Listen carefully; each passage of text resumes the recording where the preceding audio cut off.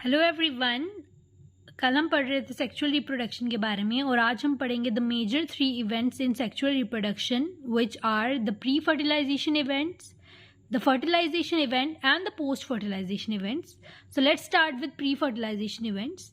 There are 2 main pre fertilisation events जिसमें आती है हमारी गमीटोजेनेसिस एंड गमीटोजेनेसिस होती है हमारी formation of male and female gametes and the other one is gamete transfer जिसमें हम मेल एंड फीमेल गमीट को पास लाते हैं ताकि उनमें फ्यूजन हो सके. Okay, gametes are haploid cell, they are haploid and their ploidy is N. You should remember this. In some algae, the 2 gametes are similar in appearance. अगर 2 gametes यानी कि हमारे मेल एंड फीमेल गमीट्स देखने में same है, they are called as isogametes और homogametes. लेकिन अगर हमारे मेल एंड फीमेल गमीट्स देखने में डिस्टिंक्ट हैं, they are called as heterogametes, which is present in most of our sexually reproducing organisms. Male gamete को हम कहते हैं हमारे antherozoid और sperm, while female gamete is called as the egg or ovum. Now we will be studying about the sexuality in organism. देखो, कुछ organisms होते हैं उनमें mail and female gamete same individual में होते हैं, लेकिन कुछ ऐसे इंडिविजुअल्स होते हैं जिनमें मेल गमीट एक ऑर्गेनिज्म पे है और फीमेल गमीट दूसरे ऑर्गेनिज्म पे. तो हम ये प्लांट्स में भी पढ़ेंगे और एनिमल्स में भी पढ़ेंगे. तो सबसे पहले हम प्लांट्स से स्टार्ट करते हैं. In plants male and female reproductive structures if present on the same plant, अगर सेम प्लांट पे प्रेजेंट है they are called as bisexual, लेकिन अगर डिफरेंट प्लांट्स पे प्रेजेंट है they are called as unisexual. Fungi and plants में हम term use करते हैं जिसको कहते हैं होमोथेलिक और heterothallic. If male and female gametes are present on the same thallus they are called as homothallic. अगर मेल गमीट एक थैलस पे है and female gamete different thallus पे है they are heterothallic. And homothallic condition को हम monoecious भी कहते हैं. मोनोइशियस एंड डाइशियस टर्म आप अच्छे से लर्न कर लीजिएगा. Mono means 1 and di means 2. अगर एक ऑर्गेनिज्म पे दोनों गमीट्स है it is called as monoecious और बाइसेक्सुअल कंडीशन. अगर डिफरेंट ऑर्गेनिज्म है, अगर 2 हैं, डाई मीन्स 2, अगर 2 ऑर्गेनिजम्स पे मेल एंड फीमेल प्रेजेंट है they are called as dioecious और यूनिसेक्सुअल कंडीशन. अब यूनिसेक्सुअल कंडीशन में अगर किसी फ्लोर पे अगर सिर्फ मेल फ्लोर है उसको कहते हैं हम स्टेमिनेट, और अगर सिर्फ फीमेल फ्लोर है यानी कि सिर्फ पिस्टिल्स प्रेजेंट है उसको कहते हैं हम पिस्टिलेट.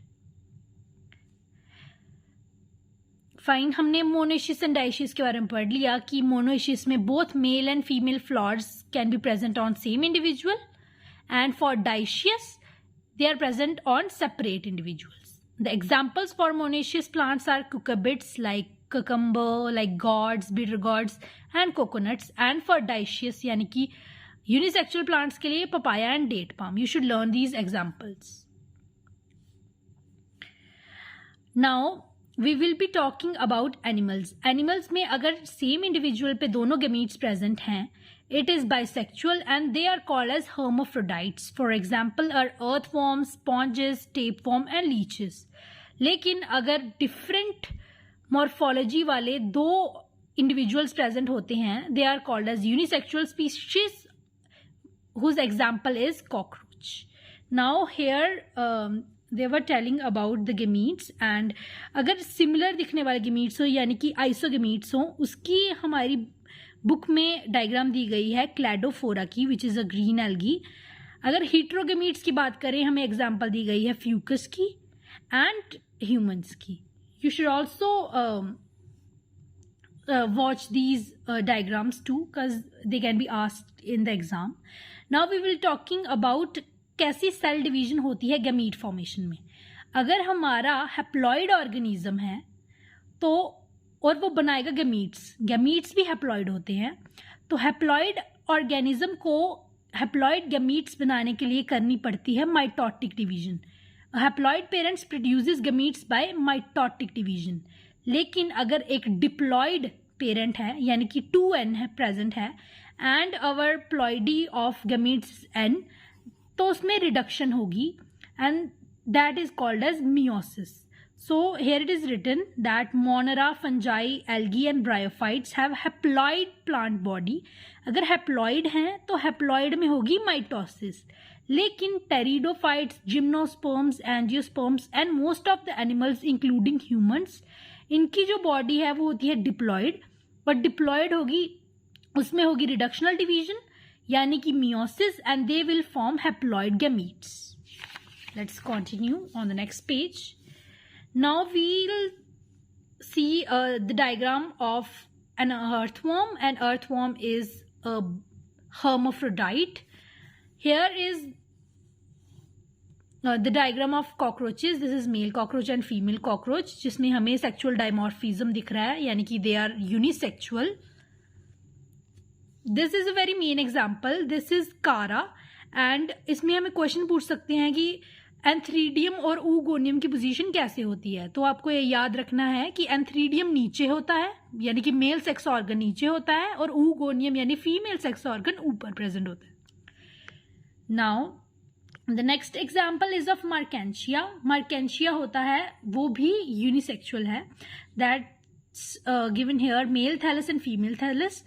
एंथ्रीडियोफोर का डिस्क लाइक स्ट्रक्चर होता है, और याद रखिएगा फीमेल्स को फ्लॉर्स पसंद होते हैं, और आर्किगोनियोफोर का फ्लॉर टाइप स्ट्रक्चर होता है. Now this is a bisexual plant, क्योंकि इसमें कार्पल भी प्रेजेंट है एंड स्टेमन भी प्रेजेंट है. Okay, now there's a table given here जिसमें हमें क्रोमोसोम नंबर इन मियोसाइट्स बताए गए हैं डिफरेंट ऑर्गेनिज्म के, और साथ में उनके गमीट्स भी बताए गए हैं. तो आप लोग ये टेबल भी लर्न कर सकते हैं, और ये आपके लिए अच्छा रहेगा एग्जाम के लिए भी. नाउ इन्होंने कहा है कि डिप्लॉयड ऑर्गेनिज्म के जो सेल्स मियोसिस अंडरगो करते हैं उनको हम स्पेशल टाइप के सेल्स कहते हैं. They are called as meiocytes. And meiosis के बाद only one set of chromosome gets incorporated into each gamete. Okay, now we will be talking about gamete transfer, क्योंकि हमने देख लिया कि गैमीट की फॉर्मेशन तो हो चुकी है यानी कि गैमीटोजेनेसिस. अब हम क्या करेंगे, गैमीट को ट्रांसफर करेंगे. In majority of organisms male gamete is motile and female gamete is stationary. The exceptions are a few fungi and algae in which both of the gametes are motile. In several simple plants like algae, bryophytes and pteridophytes, water is the medium through which the gamete transfer takes place. Simpler plants जो होते हैं उनमें पानी की help से हमारा जो gamete transfer होता है वो देखा जाता है. A large number of male gametes, however, fail to reach the female gametes because क्योंकि वो एकदम प्रोटेक्टिव रीजन में नहीं है, तो क्या होता है कि बहुत सारे मेल गैमीट्स जो होते हैं वो फीमेल गैमीट्स तक पहुंच ही नहीं पाते. इसलिए जो प्रोडक्शन होती है मेल गैमीट्स की वो फीमेल की कंपैरिजन में हमेशा ज्यादा होती है. Now here we are told that in seed plants pollen grains are the carriers of male gametes and ovule has the egg. अगर हम प्लांट्स की बात करें तो हमारे जो मेल गैमीट्स हैं उनको हम कहते हैं पोलन ग्रेन्स, और ओव्यूल में हमारा एग प्रेजेंट होता है. पोलन ग्रेन्स जो होते हैं वो क्या करते हैं, आपका जो एंथर होता है वो स्टिग्मा पर गिराता है पोलन ग्रेन्स. फिर स्टिग्मा जो होती है it forms a pollen tube. Pollen tube growth होती है जो स्टाइल के थ्रू ओव्यूल के अंदर तक जाती है. वहां पर मेल गैमीट्स पहुंच जाते हैं और फ्यूजन कर लेते हैं हमारे ओव्यूल के साथ. वही यहाँ पे लिखा है इन बाइसेक्चुअल यानी कि जिस फ्लावर के ऊपर, जिस प्लांट के ऊपर मेल भी प्रेजेंट है और फीमेल भी प्रेजेंट है, they will be self fertilising. उनको फर्टिलाइजेशन करने में ज्यादा प्रॉब्लम नहीं आएगी क्योंकि उनके पास स्टेमन और पिस्टल एक ही फ्लावर में प्रेजेंट होगा. For example peas, the transfer of pollen grain to stigma is relatively easier here. Okay, but कुछ फ्लावर्स या प्लांट्स जो होंगे जो यूनिसेक्सुअल होंगे उनमें हमें एक एंथर से जो पोलन ग्रेन है वो दूसरे स्टिग्मा तक पहुंचाना पड़ेगा, यानी डिफरेंट फ्लावर्स में, और वो सिंपली तो पहुंच नहीं पाएगा. उनको पहुंचाने के लिए एक स्पेशल इवेंट होता है, it is called as pollination, and cross pollination में हेल्प करते हैं हमारे pollinators. Pollen grains then germinate on the stigma, जैसे मैंने आपको बताया. Then through the pollen tube it carries the male gametes and reaches the ovule and discharges the male gametes near the egg. अब dioecious animals जो होते हैं उनमें क्या होता है, male and female gametes are formed in different individuals, then the organism must evolve special mechanism for gamete transfer. Successful transfer and coming together of gametes is essential for the most critical event in sexual reproduction called as fertilization. यानी कि proper transfer होगा, वो main event है हमारी fertilisation का. So now we are going to talk about the next event which is the fertilization. Fertilization को हम syngamy भी बोलते हैं and it is the fusion of gametes and there is formation of a diploid zygote. हमें पता है कि male gamete अगर हैप्लॉइड है और फीमेल गमीट अगर हैप्लॉइड है तो दोनों जब फ्यूज करेंगे they will form a diploid zygote and this is called as fertilization. And syngamy and fertilization terms are used interchangeably. ये एग्जाम में भी आ सकता है ऐसे क्वेश्चन. और उसके बाद आता है, ये मेन है कि पार्थेनोजेनेसिस क्या होती है. जब female gamete undergoes development to form new organism without fertilisation, this is the main point. Without fertilisation अगर कोई ऑर्गेनिज्म बनता है, it is called as parthenogenesis. This is for animals only and the examples are rotifers, honey bees, lizards and birds like turkey. Okay, अब question आता है कि हमारी fertilisation यानी सिंगमी कहाँ कहाँ होती है. It can be external and it can be internal. Organism की बॉडी के बाहर अगर होती है तो उसको हम कहते हैं external fertilisation. It is usually formed in external medium which is water and in algae, fishes as well as amphibians. Okay, organisms exhibiting external fertilization show great synchrony, यानी synchronization होती है. अगर synchronization नहीं होगी तो फिर external fertilization will go futile और fertilization नहीं हो पाएगी. There is release of large number of gametes into the surrounding medium, that is water in order to enhance the chances of syngamy. अब देखो, जैसे एक फ्रॉग होता है, वो एक जगह पे अपने मेल गेमीट्स रिलीज कर देता है और जो हमारी फीमेल होती है उसने भी उसी जगह पर अपने फीमेल गेमीट्स रिलीज करती है और तभी वहाँ पर फर्टिलाइजेशन हो पाती है. अगर वो दोनों सिंक्रोनाइज नहीं होंगे तो वो कैसे हो पाएगी. उसी तरीके से ज़्यादा number of male gametes produce किए जाते हैं ताकि हमारी जो फर्टिलाइजेशन प्रोसेस हो वो ज़्यादा इफेक्टिव हो और ज़्यादा चांस हो सिंगमी के. This happens in bony fishes and frogs where large number of offsprings are produced, but the major disadvantage is that offspring are extremely vulnerable to the predator threatening their survival up to adulthood. तो बहुत ज़्यादा offsprings तो बन जाते हैं लेकिन वो grow होकर बड़े ऑर्गेनिजम्स नहीं बन पाते क्योंकि उनके जो प्रीडेटर्स जो होते हैं वो उनको सर्वाइव ही नहीं करने देते. That's why there is need of formation of many offsprings. Now we will talk about the terrestrial organisms, which are the fungi, the higher animals like reptiles, birds, mammals. In majority of plants like bryophytes, pteridophytes, gymnosperms, angiosperms, इन सब में होती है syngamy and syngamy होती है inside the body. It is called as internal fertilization. यहाँ पे क्या होता है, यहाँ पे भी बहुत ज़्यादा मेल गेमीट्स रिलीज होते हैं and usually male gametes are motile here which helps in और fertilisation and the female is stationary but the male gametes reach towards the female and helps in fertilisation. बहुत ज़्यादा number of sperms release होते हैं और comparatively number of eggs कम होते हैं. In seed plants, अब सीड प्लांट्स जो होते हैं यानी कि हमारे जो एंजियोस्पर्म्स हो गए या फिर हमारे जो जिम्नोस्पर्म्स हो गए, उसमें क्या होता है कि male and female they both are non motile gametes. और क्या होता है कि जो हमारा मेल गेमीट होता है उसको पहुंचाते हैं फीमेल गेमीट तक with the help of our pollen tubes. Now this is the end event and this is the post fertilisation events. अब हम सबको पता तो है कि फर्टिलाइजेशन हो गई, फ्यूजन हो गई, बन चुका है हमारा डिप्लॉइड जाइगोट. हम जाइगोट के बारे में पढ़ेंगे. The formation of diploid zygote is universal, यानी कि फ्यूजन के बाद जाइगोट बनना is universal in both plants as well as in animals and all sexually reproducing organisms. In organisms with external fertilization zygote is formed in external medium. जहां पर external fertilisation हो रही है वहां पर जाइगोट हमारा एक्सटर्नल मीडियम में ही बनता है. जबकि जहाँ पे इंटरनल फर्टिलाइजेशन हो रही है वहाँ पे जाइगोट बॉडी के अंदर ही बनता है. Then there is further development of zygote which depends upon the life cycle of the organism and the environment it is exposed to. In organisms like fungi and algae, the zygote develops a thick wall.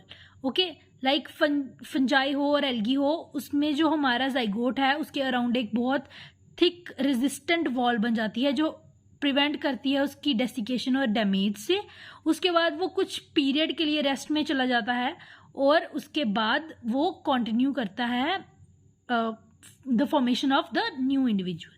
In organisms with haplontic life cycle, the zygote divides by meiosis. ये याद रखिएगा. In haplontic life cycle, the zygote divides by meiosis. जैसा कि हम देखेंगे हमारे algae में. Okay, to form haploid spores that grow into haploid individuals. The zygote is the vital link that ensures the continuity of species. This is very important point. Zygote is a vital link जो generation after generation help करता है species को maintain करने के लिए. Every sexually reproducing organism including human being begin their life as a single celled zygote. Now we will talk about embryogenesis, and embryogenesis refers to the process of development of embryo from zygote. zygote से embryo बनने के process को कहते हैं embryogenesis. During embryogenesis zygote undergoes cell division. बहुत ज़्यादा cell division होती है यानी कि बहुत ज़्यादा माइटोसिस होती है जब हमारे जाइगोट में सेल डिफरेंशिएट करता है और जो स्ट्रक्चर बनता है उसको हम फिर एम्ब्रियो कहते हैं. While cell division increase the number of cells, cell differentiation helps the group of cells to undergo certain modification to form specialized tissue and organs to form an organism. देखो cell division जो होगी वो number of sales बढ़ाएंगी जबकि cell differentiation होगी वो particular cells को help करेंगी different types के टिश्यूज बनाने में बॉडी में. Okay, now finally we are on the last page and यहाँ पर हमें बताया गया है animals are categorized into two types, oviparous and viviparous. Oviparous जो होते हैं जो एग्स ले करते हैं, बट विविपेरस जो होते हैं हमारे give birth to young ones. It is based whether the development of the zygote takes place outside the body of the female parent or inside, whether they lay fertilized or unfertilized eggs or give birth to young ones. Oviparous जो होते हैं like reptiles and birds, the fertilized eggs are covered by hard calcareous shell and then laid in safe place in the environment. और उसके बाद उनका incubation period आता है और यंग वंस जो होते हैं वो उसके अंदर से हैच करके बाहर निकल जाते हैं, जैसे कि हमें पता है कि बर्ड्स में होता है और रेप्टाइल्स में होता है. On the other hand viviparous animals यानी कि हमारे मेजॉरिटी मैमल्स और ह्यूमन बींग्स भी विविपेरस हैं. इसमें क्या होता है कि the zygote develops into a young one inside the body of female and then after some growth it is just delivered out of the female body.